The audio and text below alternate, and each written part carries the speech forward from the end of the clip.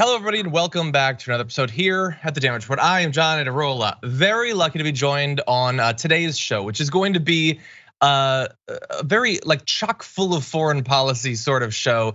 Very lucky to be joined once again by Yasmin Aliakan. Yasmin, welcome to the show. Hi, John. Always a pleasure to be on the show. Thanks for having me. It's great to have you here. Now, we know from past conversations and your own independent work, which we'll get to in one sec, that you're very interested in making sure that people understand what's going on around the globe. So we wanted to make sure that we had stuff to talk about. So we laid the groundwork for what's going on in Ukraine a couple months back, and it is mostly rolled out as we hoped, just to provide you with an avenue for commentary. So I hope you appreciate that. I do appreciate all the efforts made months in advance. Thank you. Exactly. Before we launch into our stories, and thank you to everybody for joining us on this fine morning in which I'm not in a horrible mood. Can you tell everyone about your work? Yeah, my work. I have a podcast called Global Thread, and on that podcast, I talk a lot about international issues. So things that don't get a whole lot of coverage in the US, things that are still going on, things that still affect us here in the US. So kind of dive into the history, how we got there, where we're going, what it can mean for the people who are actually living through these situations.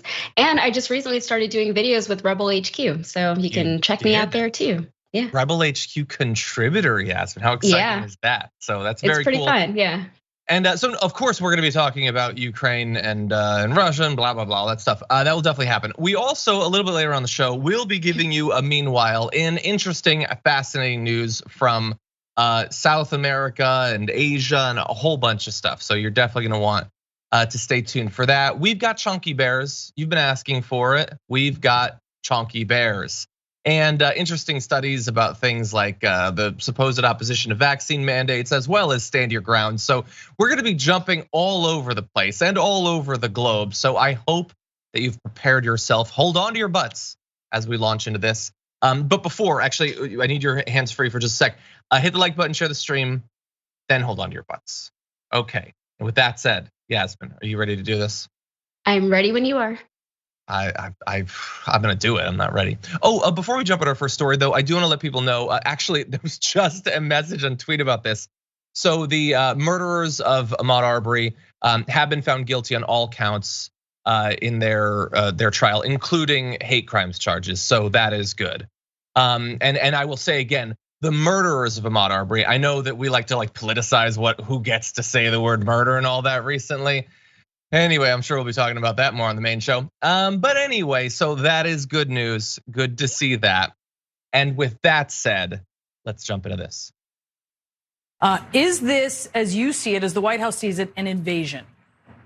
Look, Brianna, we think this is, yes, the beginning of an invasion, Russia's latest invasion into Ukraine. And you are already seeing the beginning of our response.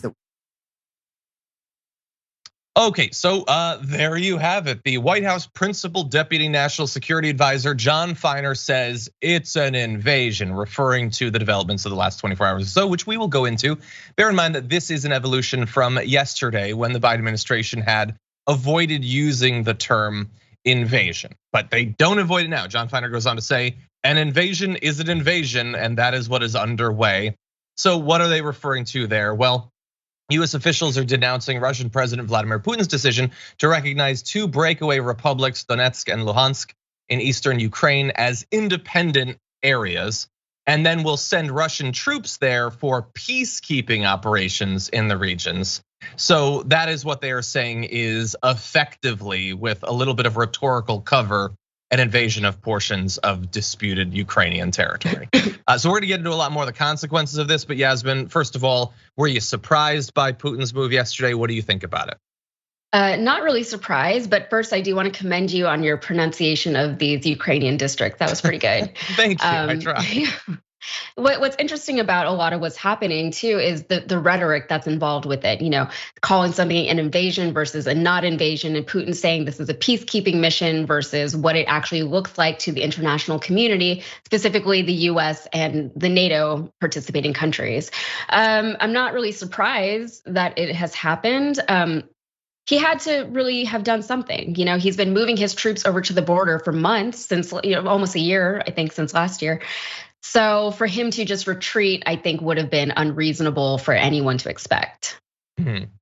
Yeah, well, look, I think that there would have been domestic political repercussions. I would have found it. I would have been able to find a way to find it reasonable, were he to not invade a country. Yeah, there's a lot of reasons why he shouldn't do what he seems like he's about to do, but it seems like he's going to do it anyway. Yeah. So look, he's going to continue to say, look.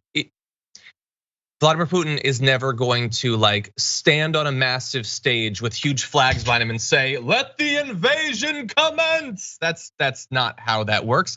By the way, that's not how the US goes about invading countries when we periodically do so. They're of course going to lay sort of the mythological groundwork for it, which they've been doing for some time in Russian state media about how it really is a part of us and like they really would be better off if they were to have us.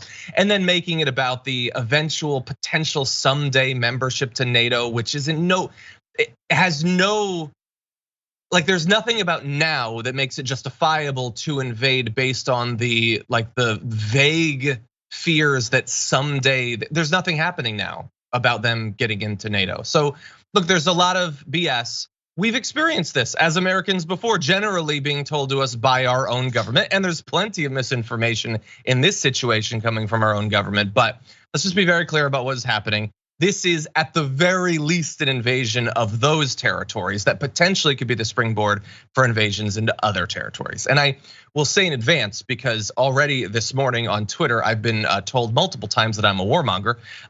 Couldn't be clearer that I'm against the war. Don't understand what that's a reference to. And I will say that all these people making these comments on Twitter seem to be big followers of so-called anti-imperialists that very much are in favor of this exact invasion happening right now. So there's a lot of irony going around on social media. Let me be clear, pointlessly, because it'll never be acknowledged, I don't want this war or any war. Let's be very clear about that. I'm an actual anti-imperialist, not just opposed to American imperialism. So anyway, I don't want to drag you into all that, Yasmin. That is my weird social media crux that I have to bear. But I will say, and I want to get your response to this, Biden has ordered new sanctions on those disputed territories. So what does that mean? Well, there can be no new investments in the regions of Donetsk and Luhansk by US citizens. So that is I'm gonna have to fundamentally change my investment strategy for the next year or so. Importing goods from the regions into the US can't happen. Exporting goods to the regions from the US or by any US citizen can't happen. Look, I'm making light of my own point of view. Obviously, this is significant. Germany also, by the way, halted the approval of gas pipeline Nord Stream 2, which is a very significant $11 billion pipeline, would potentially double the flow of Russian gas into Germany. So that certainly seems significant, Yasmin. What do you think? There's a lot going on here with these sanctions. So the sanctions were hopefully going to be the thing that prevented Putin from doing anything that we didn't want it to do, right? He's had a lot of sanctions levied against him since 2014 when he first invaded Crimea. Those sanctions have done a lot of damage to the Russian economy, but they're saying now if he invades any further that they would have more sanctions on the energy sector of Russia. And that could actually be crippling because most of Russia's revenue and their economy is propped up almost entirely by their oil and gas industry, by their natural gas, right? They export to to Western Europe. They get a lot of revenue from that. And Western Europe, in turn, is dependent on Russian oil and gas. So there's a lot going on there. The previous sanctions did not take energy into consideration. They're saying these new ones might or could, but there's another aspect to all this too, is Russia, they've kind of been throttling the gas that they've been delivering to Western Europe for a few months now. And what that's been doing is creating an artificial demand and boosting the price of natural gas and oil in Western Europe. And it's hitting different countries a lot worse than it is certain countries. What that means though, is that if Russia decided to completely cut off oil and gas to Western Europe, they could probably survive for a few months based on all the additional revenue that they've gotten from inflating the price for the past few months. So there's a lot going on, a lot to consider. The sanctions hopefully will do something, but Russia also expected these sanctions. They knew that they were coming. So it'll be interesting to see what their response is now to those. Yeah, and I also, these particular new sanctions specifically on that region, I don't know in comparison to the bulk of the sanctions that had already been in place or had been threatened, this seems insignificant in comparison to that. I don't know for sure, but that would be my non-expert read. Yeah. Stopping the pipeline could be significant. You do have to separate sort of like short or medium term consequences from long term consequences. I think long term, that is potentially more harmful to some of these oligarchs than in the short term. They're saying in response, we're just going to cut the supply even more and drive up the price. Which, I mean, this is again, these are the sorts of things that were being threatened. Apparently, those on the Russian side have made the calculation that this is okay, that whatever other interests they're pursuing are more valuable to them. And it is always a little bit weird when you talk about sanctions designed to hurt these like mega multimillionaires and like it's gonna hurt them, but in such a abstract fashion. Putin is going to still be the most wealthy person arguably on the planet afterward. Like, sure, they do have dragon sickness. They would love for those fake numbers that don't mean anything to have more zeros at the end. But it's also like the sanctions always end up hurting the people at the bottom more. These are kind of targeted towards oil and gas, maybe not as much in this case, but it's like the first quasi-diplomatic economic tool that's used. And it's one that just always seems so abstract in the way that it would affect the actual decision makers in international situations like this. Yeah, and that's a great point. And it's not beyond reasonable doubt to think that Putin really maybe doesn't care very much how this affects the people of Russia right now immediately. And what we're seeing in parts of Europe already is the people are suffering because of what Russia is doing with the gas. And particularly in Germany, I was reading an article, I think it was in the New York Times actually, they were saying that a lot of the people there, they simply can't afford their energy costs anymore, their energy bills. People are having to sacrifice on food and personal care items because they need to afford their energy. And this is in the middle of winter. I think, you and I can probably forget that because we're in Texas and Los Angeles, but it's winter in Europe right now. And people are having to burn like actual wood in their fireplaces. And I don't know about you, but I don't have a wood burning stove in my house. I have a gas oven, or not an oven, a gas fireplace right now, but I have a remote control to turn it on. So if the power goes out, I can't even get like a fire in my fireplace. Or if the batteries go out in the remote control. Yeah. So it's very problematic. Totally. And I think the bigger issue here is that people are beginning to realize how monopolistic these state-run services that we rely on to live our lives are. And it's a little scary because we don't really have any other options to get things like energy, things like oil and gas to power our homes without, if Russia decides to cut it off, what are we going to do? Yeah, and of course, look, my response would be, and this is not in any way helpful to the situation right now, but long term, add this to the list of reasons that we need to transfer over to, renewable energy. It's going to be very hard in 100 years to cut off someone's access to wind and solar. I mean, it can be done, but it would take a really big umbrella. So yeah, and we're starting to see that. Yeah, in parts of Europe, we are starting to see people installing more solar panels and things like that. But solar panels are also expensive up front at least. They are, which is why that's the sort of thing that definitely both at the sort of industry level as well as the individual consumer level is going to require a good bit of government subsidies to get us along the way. Right. Especially like that is what subsidies are supposed to be for. Industries that are still in sort of their young phase. The fact that we're still subsidizing oil and gas when they've been around for so long is obviously ridiculous. In any event, I did want to acknowledge the response to these developments coming from Vladimir Zelensky, who said that the country is not afraid and will not concede anything to anyone, which is the sort of thing you would want your president to say, whether it is true or not, perhaps even more so if it's not. It is obviously very scary for a lot of people. And by the way, it's not to say that there aren't any people in these, these rebel-held territories that aren't in favor of this. I mean, obviously there are some. I'm not an expert. I don't know what it breaks down in terms of the polling or whatever, but there are a lot of people that are also very scared about what the potential next steps could be. And the next steps might come in a week, but those territories have been fought over for a number of years at this point. Like it is possible that there could be an expansion of these territories, further invasions that happen in a week, but it could also happen in 5 years. I would be very worried about the future if I was living in that area. Yeah, and I did see something that potentially the US would prefer if Russia invaded now, because if they do it now, we can just get it over with, as opposed to if they don't, then they can do it anytime, at any point. So Vladimir Putin has always been pretty vocal about the fact that he always considered Russia or Ukraine a part of Russia. And he was pretty upset that it's its own country, and he's saying they're not supposed to be, which is similar rhetoric that we've heard before with other authoritarians who have justified invading other countries. Exactly. I won't say who. 100%. Yeah. I mean, look, sometimes they will just say it's, I need buffer space. Sometimes it's for national security reasons. And those sorts of arguments have been used by Russia in this case as well. Sometimes it's, no, but they're true to us. It's truly like, these are our people. And sometimes they will send people into the region to later justify using that sort of myth making.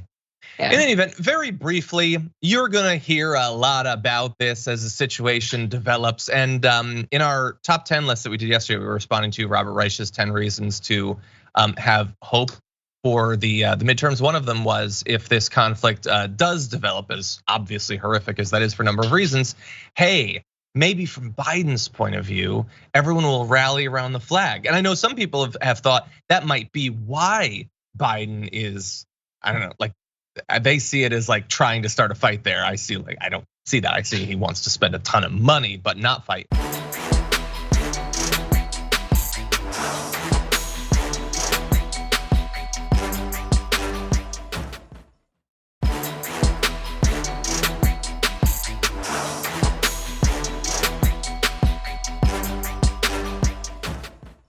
If you believe that there will be a rallying around the flag that will bring us all together and accomplish the unity that Biden long ago promised, let's turn now to the response.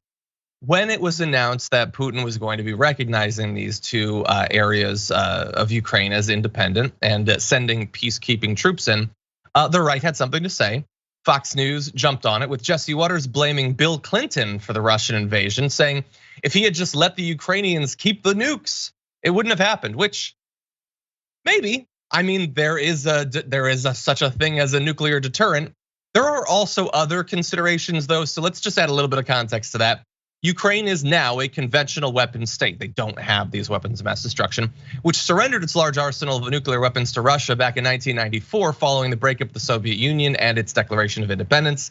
The historic disarmament came as Ukraine was politically unstable. So yes, decades later, sure, there is a benefit of nuclear weapons. Obviously, it comes at a massive cost in terms of the potential for an escalation of war to horrific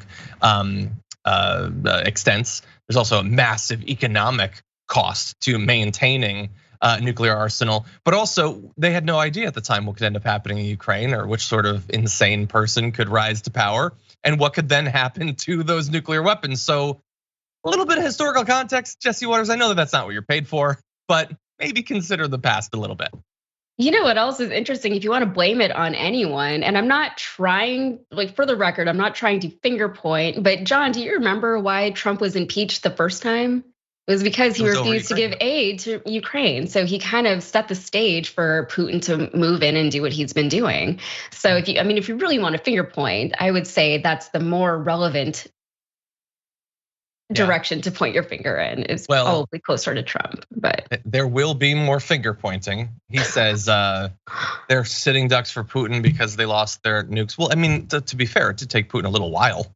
Anyway, so it also demanded that President Joe Biden, quote, come out without a mask and explain why Ukraine impacts his country. So first of all, just to really easily clarify how serious of an individual this is, the throwing in come in without a mask. This is a child who somebody threw a cheap suit on and then puts in front of a camera. That's all that Jesse Waters is. And again, the explain why Ukraine impacts his country. Look, here's the thing. I don't think for most Americans, they are or should be constantly worried all day long about what happens in Ukraine or in most countries. I think that we do live in a community of humans, and so we should be worried collectively about what happens. But understand that when he says that, he's not saying we should put this a little bit lower on the priority list. What Fox News is saying, and you see this coming across on so many cases, is stop caring about them. shut up and accept what we're totally fine with happening, which is the invasion. This is a justification for the invasion that you're seeing every day on Fox News. Yeah, I think what is also kind of jarring about the whole thing is it just downplaying the whole crisis, right? This is a potentially nuclear situation that we're dealing with.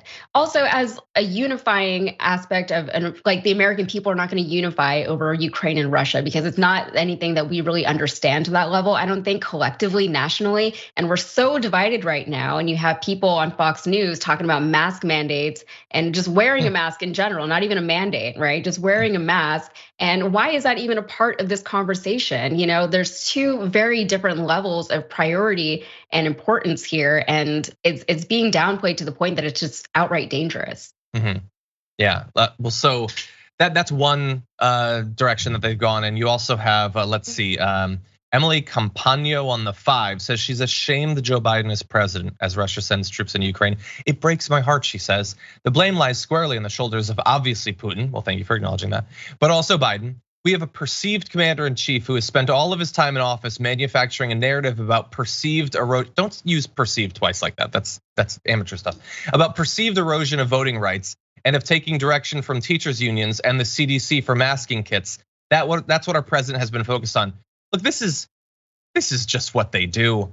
Just what are we talking about? Ukraine? Okay, how can I tie it back to like CRT and trans athletes and Fauci? What does any of this have to do with anything? If you want to criticize him in general as being weak or whatever, fine, do that. I would then challenge Emily Campagno and the rest of the 5 to say what they would want Trump to be doing right now were he still president.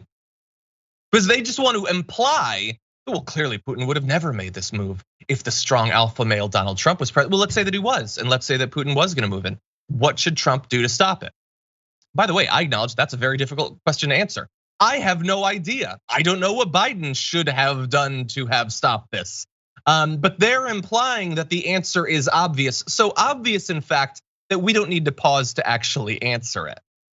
And so, yeah, like there's no like rallying around the flag at whatever cost. They're going to attack him. They're going to spend yet more years implying that Putin is so strong and virile. He's so awesome. Why can't we have someone like that? Whatever. It's just the whole thing is sickening to me. And in the past, we used to be able to rely on that kind of rallying energy whenever the United States was going to war. But this one isn't personal enough for Americans, I don't think, for that to be a thing.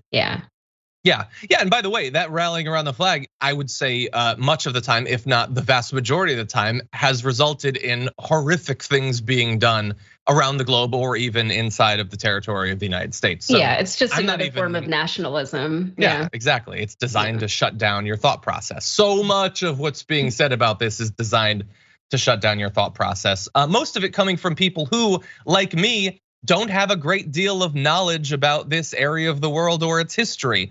So I use that as the launching point for coming at the topic with some degree of humility, not believing that I have all of the answers. Other people are not burdened by that predisposition. Anyway, really fast, to add on to what Jesse Waters has been saying about like nobody should care what happens there.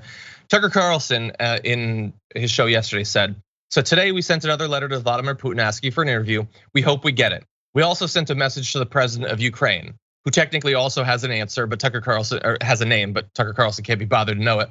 We would like that interview too. Now, neither one of these men runs a democracy by traditional American standards. Both of them are tyrants, but they're in the news and we would love to talk to them. An interview is hardly an endorsement. So all of that is designed to make him seem like, no, I'm just objective. I just want to talk to everyone. But the actual message of that was, they both suck. They equally suck. You should not care about one more than the other. They're all dictators. Everyone is a dictator. So whatever they do, even if it's secretly what I want them to do, is fine. And you shouldn't be bothered by it at all. Yeah, I don't know what Tucker Carlson does or why he does any of what he does, but Sure, maybe he'll get an interview with Vladimir Putin or Zelensky. That'll be interesting. We'll see what he does with, like, what would he even ask them? That would be interesting to see, I think. I don't know. Yeah. I would prefer that he would do that rather than talk about members of the squad, honestly. In any event, that is the current state of things. We will see how things develop, when these peacekeeping troops will move in, what Biden might do in response. I'm gonna pointlessly end the segment again by reminding the trolls and the haters not interested in war remotely. That's obvious. You can't watch 10 seconds of the show without coming away with that conclusion, but they haven't watched 10 seconds of the show, so they're not seeing this either. Anyway, with all that said, we're gonna go to our first break. When we come back, an epic return to Fox News. One of their hosts had a terrible bout of COVID and is coming back and talking about it, as well as vaccine mandates. People are against them, right? Well, it turns out it depends. We'll break it down after this.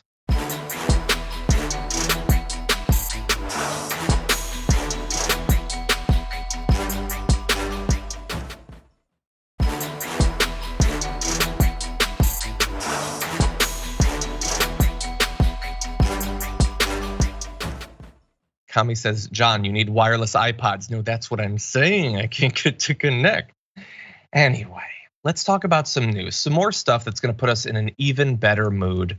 Let's watch this video. I did get COVID again, but a far, far more serious strand, what doctors call COVID pneumonia. It landed me in intensive care for quite a while, and it really was touch and go. Some of you who wanted to put me out of my misery darn near got what you wished for. So sorry to disappoint you, but no, the vaccine didn't cause that. Okay, so Neil Cavuto is back, everyone. You can stop your Cavuto watch every day wondering when he'll return. He's been gone since January 10th or so.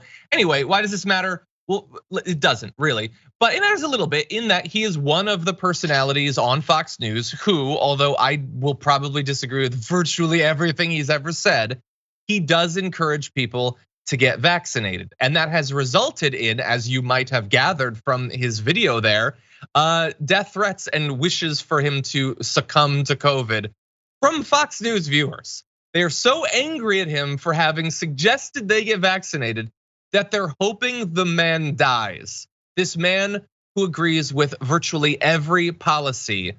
If they were to stop and think about policy, he would agree with them. They want him to die, Yasmin, and he has so far refused to do so. I mean, the ease with which people just issue death threats or death wishes on people is so crazy to me. I would never, like, I don't know, I don't care who it is. I would never say I wish that person would die. That seems like such an inhumane thing to ask for. And I don't know if it's just a separation because of social media and like they're not real people if they're on the news or they're on TV, but still, my God, yeah, it's a lot. Yeah, and that's what it feels like. People love wishing death on others. It's a great society that we've developed. But in any event, he did have more to say. He's not going as hard in terms of pushing vaccination in this video as he has in some cases in the past. But here is his continued commentary about his return. That grassy knoll theory has come up a lot. My very compromised immune system did. Because I've had cancer and right now I have multiple sclerosis, I'm among the vulnerable 3%ers or so of the population that cannot sustain the full benefits of a vaccine. In other words, it simply doesn't last. But let me be clear. Doctors say had I not been vaccinated at all, I wouldn't be here. It provided some defense, but that is still better than no defense. No matter, I'm not here to debate vaccinations for you, just offer an explanation for me. Exactly, and look, we live in a ridiculous world where every right winger who comes into that video thinking, I don't want to, nor will I ever take the vaccine, will look at his situation. He is literally saying, I went through hell, and all I want is for you to not have the same sort of horrific experience where you worry for weeks at a time that you might die at any moment. And they will respond with rage at that and absolutely hate it. We live in a crazy world. It's also so frustrating that he has to justify why he wanted to get, like he had to list his health issues, his health history with his viewers. And what is this, 2022 now? We're 2 years into this thing, if not more, because we knew about it from before. Why are we still having these conversations? It's so exhausting. Exactly.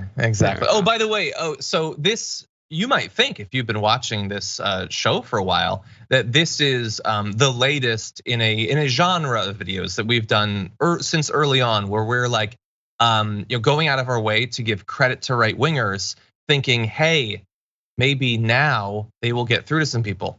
No, I'm done with that. I'm still giving them credit. I just have no belief whatsoever that it'll influence even a single person. It should, but we are so far beyond that. There was a time where I used to think there's some way we can frame this, some persuasive tactic we can use, some celebrity endorsement or right winger that they trust, who if only they will tell people to get vaccinated, it'll work. Nope. That feels like more optimism from you than I think I would expect. So, but it's been burned out of me. Yeah, it's gone. It's gone. 2020, everything's gone. No more optimism. Exactly. We're not allowed to have any. We're not allowed to hope anymore. In this economy, no, can't afford it. That's so sad. What I just said. There's no hope. There's always hope. For the record, there's always hope. I think I'm actually an optimistic person. So, for the record.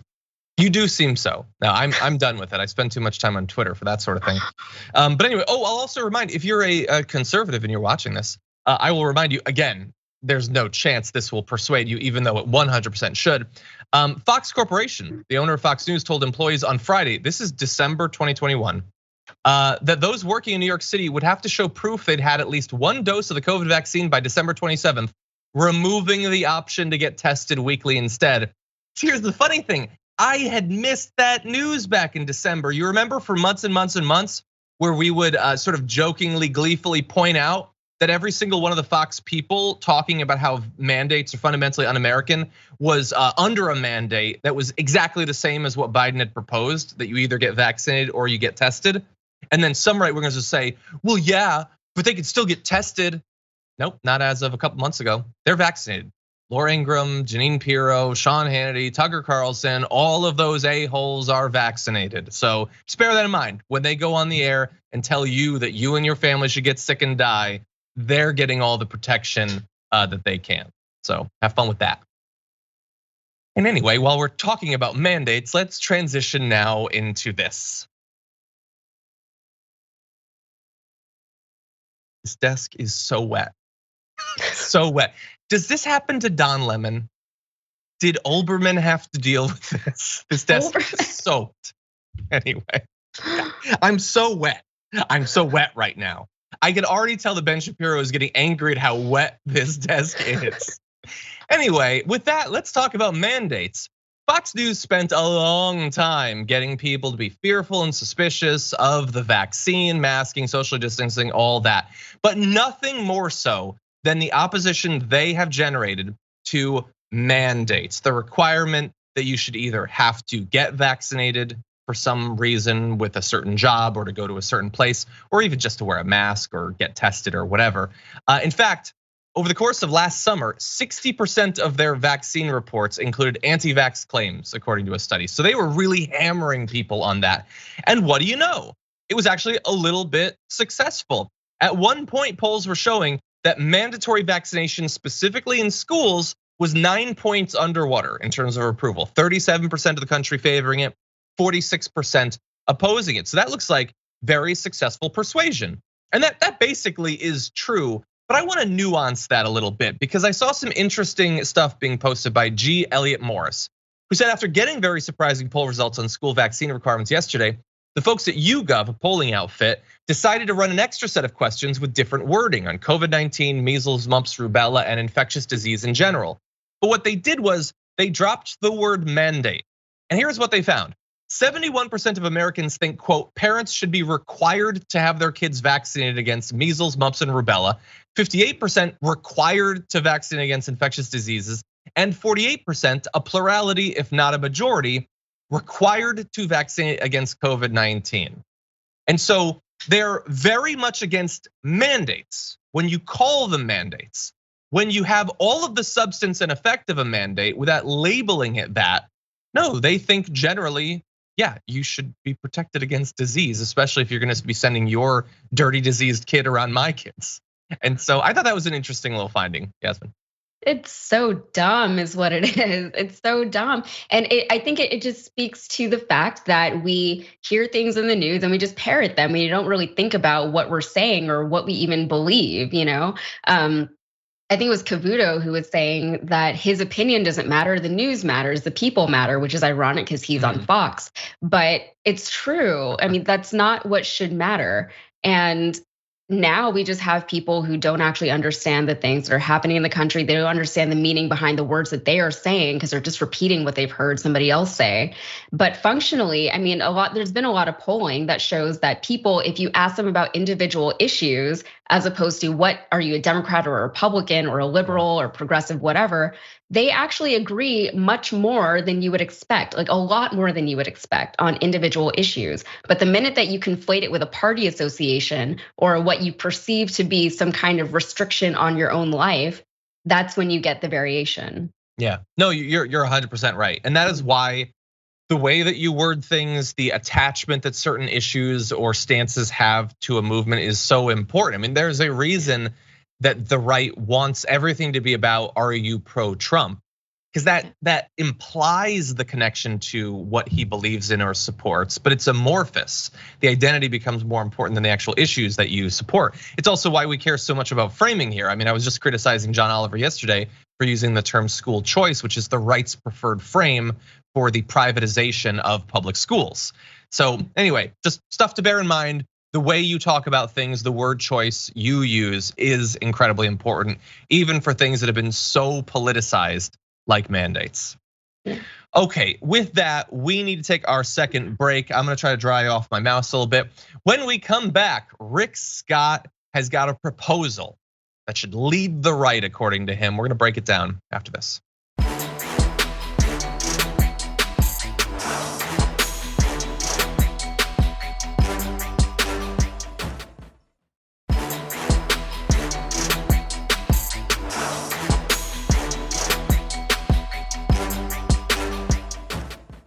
Okay, the water soaking my desk is getting colder somehow as time passes. That's fun. Anyway, with that, it's the same sort of way that Rachel Maddow comes out of breaks all the time. Anyway, with that, let's talk about some insanity and jump into this video. All over the country, Fetterman is Bernie Sanders. And Connor Lamb voted with Nancy Pelosi 93% of the time, so not much of a moderate. So if you're looking at all these candidates on the Democrat side, they've gone far left. They're Green New Deal, shut down fracking, Medicare for all, open borders, defund the police, parents not involved in schools. That's where the Democrat Party is now. So it's bad for the country, but it's going to be great for us in November. Exactly, and that is the read coming from crypts across America. Anyway, that's Rick Scott. He is a senator. So that's an indictment of America. Anyway, he's a Republican. And there in that video, he is trying to give you his insane biased idea of what all these Democratic candidates support. Some of which, by the way, sounds pretty good, but is not commonly what a lot of these candidates are supporting in terms of the Green New Deal and all that. A lot of it is just a fantasy that occurred to him. But what's interesting is that he recently came out with a proposal for how the GOP should campaign and how they should rule when they get back into power. And what he was saying about the left, what he wants you to believe the Democrats are like is insane. This is insane, but I want to be clear. He wrote this, so we're gonna get into it in one sec, but he tweeted out, "We won't stop the woke socialist crowd and turn this country around without a plan. I have an 11-point plan with 128 specific policy ideas to rescue America." I will grant him there are 128 numbers. Many of them being declared specific policy proposals is a bit generous, but whatever. He says, "I'll warn you, this plan is not for the faint of heart. It will be ridiculed by the woke left, mocked by Washington insiders, and strike fear in the heart of some Republicans. At least I hope so. It's a start." So I'm only one of those three things, but I will do my job. I will mock it. The idea that like Liz Cheney is like faints when she sees it. Jesus, these people are so up their own asses. But anyway, Yasmin, why don't we get into a few of these things and see what we think about how he wants the right to brand itself. So he starts off, this is number one. Our kids will say the Pledge of Allegiance, salute the flag, and learn that America is a great country and choose the school that best fits them. Well, first of all, the kids don't choose the schools, you dummy. That's not even how your propaganda works, you idiot. Anyway. I was wondering about that point. I read it, I was like, kids choose, wait, what? I didn't even know what he was talking about. I wanna go to Montessori.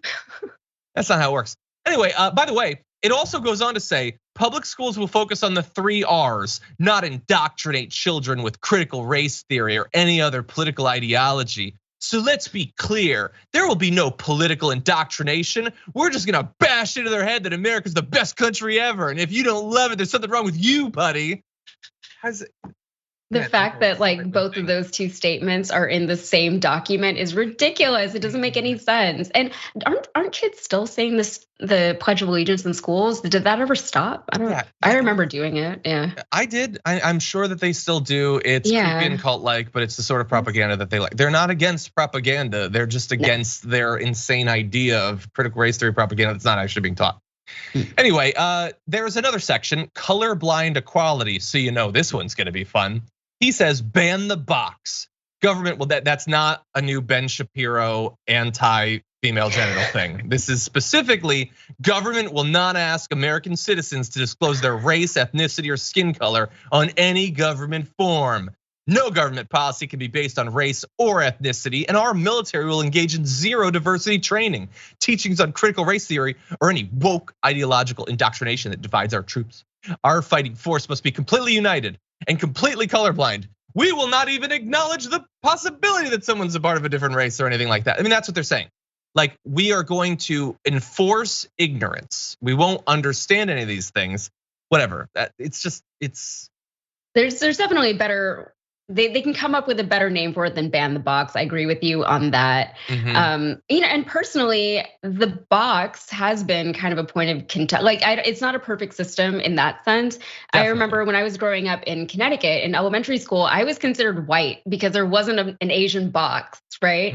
And then as the world got more progressive, there was an Asian box, but now I'm just like, am I really like an Asian? Because I'm very much a part of that diaspora.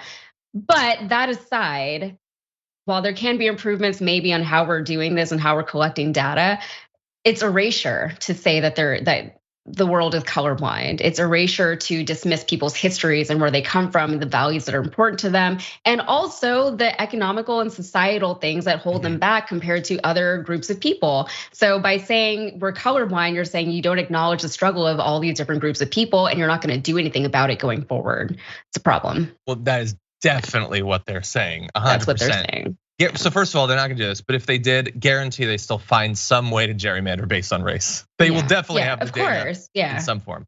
The immigration section, we will secure our border, finish building the wall, and name it after President Donald Trump.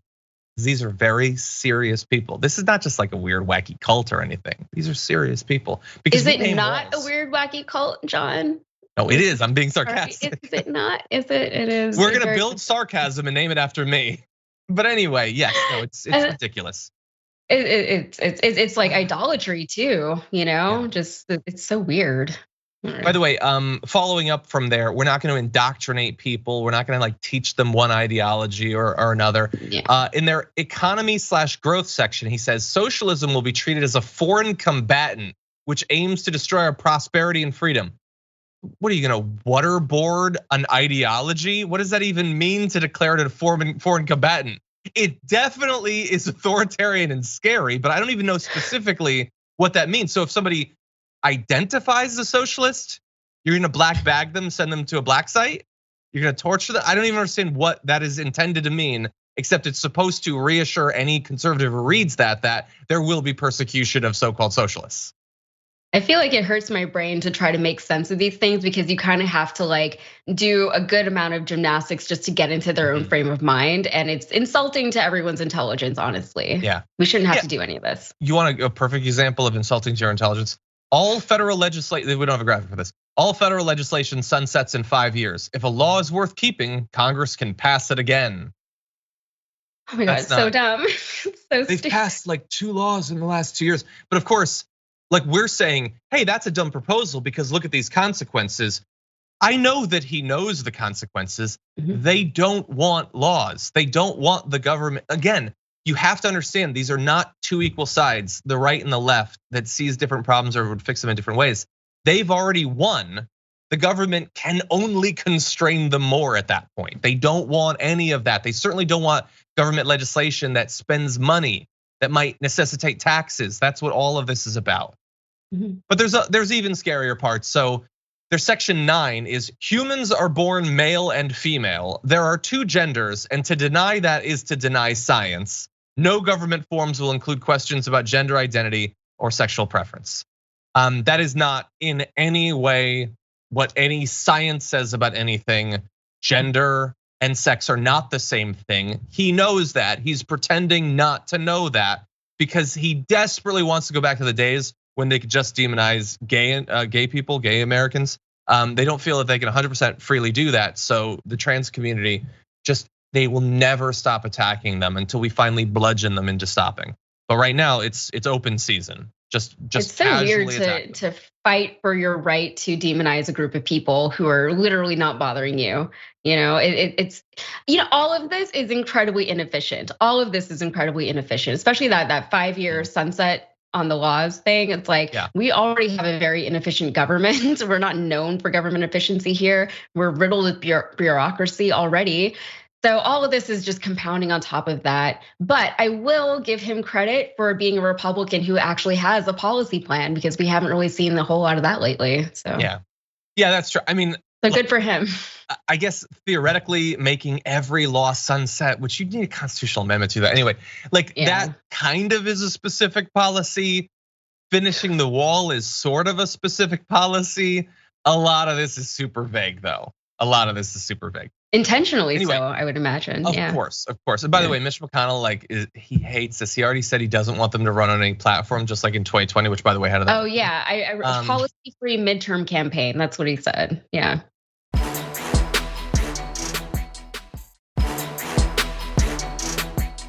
We're rapidly running out of hours, so we need to jump into this last story. It's an important one. Is it Hank?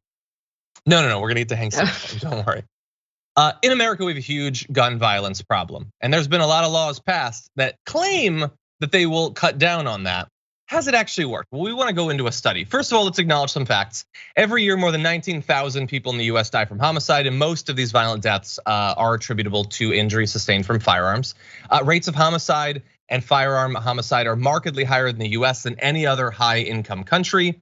That's even recently been going up. In 2020, there was a big jump there as well. Now, what we have seen over the past 2 decades or so is the implementation and spread of stand your ground laws.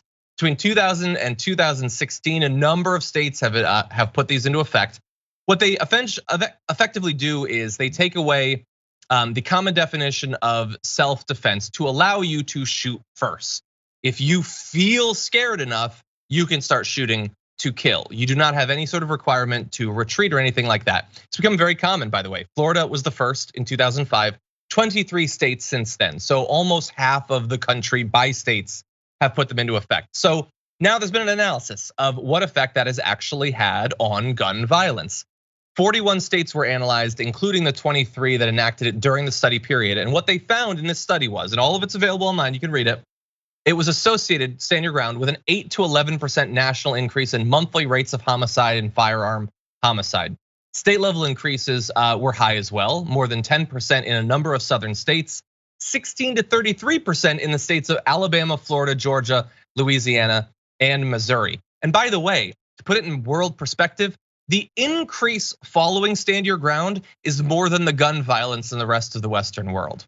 So Yasmin, we're not super surprised by this, obviously, but what do you make of it? I mean, this goes beyond castle doctrine, and all it does is it removes any threat of consequence that people might have for shooting somebody and killing them, And the language is all so vague that there's no real way to enforce it or to regulate it or to determine how scared I was at this one particular moment in my life when I killed someone. Who's to say? And who is there to witness whether or not my life was actually under threat, and who determines that? We can't really rely on the courts to do it for us, as we've seen in a whole lot of these other similar cases. All these people who are just getting off with things because they felt a certain way. people feel a certain way about me all the time. I can't control the way people feel about anybody, and for that to be. I apologize. We have to cut for the hour. We'll come back and talk about this for another minute or two, but everyone stick around. We got a lot more news to come after this.